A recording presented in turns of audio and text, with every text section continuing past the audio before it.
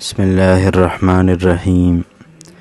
نبی اکرم صلی اللہ علیہ وسلم کا ارشاد ہے کہ اللہ تعالیٰ شانہ خود پاک ہیں اور پاک ہی مال قبول فرماتے ہیں۔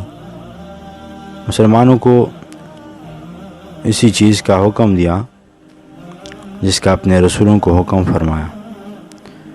چنانچہ کلام پاک میں ارشاد ہے، اعوذ باللہ من الشیطان الرجیم، بسم اللہ الرحمن الرحیم، یا ایہا الرسل کلوا من الطیبات واعملوا صالحا انی بما تعملون علیم۔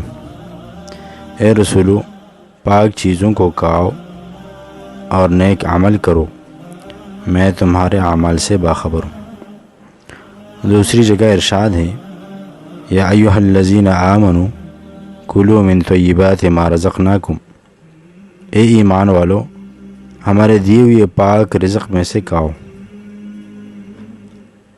اس کے بعد حضور صلی اللہ علیہ وسلم نے ایک شخص کا ذکر فرمایا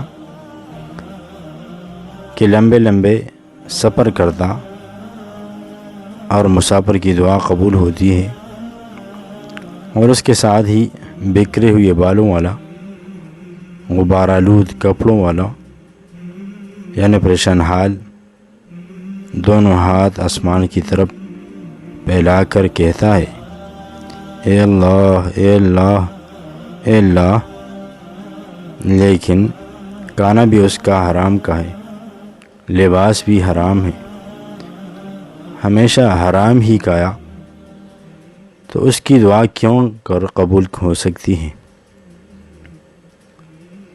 مطلب ہے کہ لوگوں کی ہمیشہ سوچ رہتی ہے کہ مسلمانوں کی دعائیں قبول نہیں ہوتی، لیکن حالات کا اندازہ اس حدیث شریف سے کیا جا سکتا ہے۔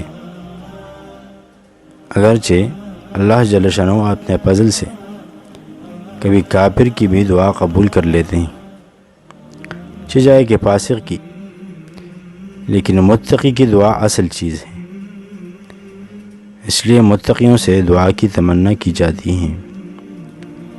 جو لوگ چاہتے ہیں کہ ہمارے دعائیں قبول ہوں، ان کو بہت ضروری ہے کہ حرام مال سے احتراز کریں، اور ایسا کون ہے جو یہ چاہتا ہے کہ میری دعا قبول نہ ہو؟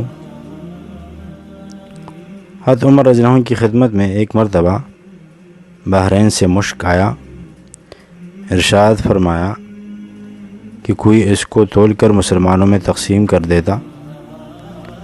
آپ کی اہلیہ حضرت عاتکہ نے عرض کیا، میں تول دوں گی۔ آپ نے سن کر سکوت فرمایا۔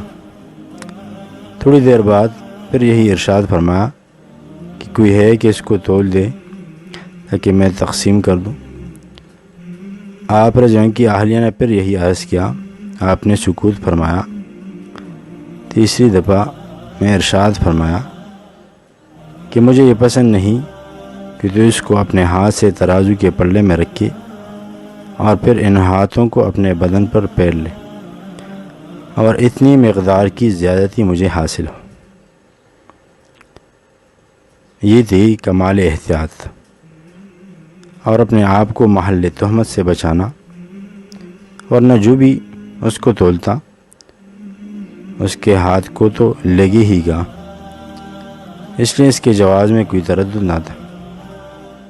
لیکن پھر بھی حضرت عمر رضی اللہ عنہ نے اپنی بیوی کو اس لیے گوارا نہ فرمایا۔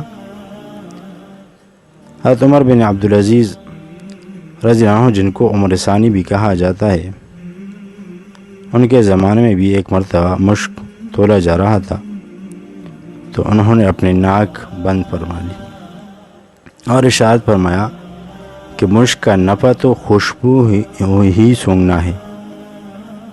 یہ ہے احتیاط ان صحابہ رضی اللہ عنہ اور تابعین کی اور ہمارے بڑوں بزرگوں اور پیشواؤں کی۔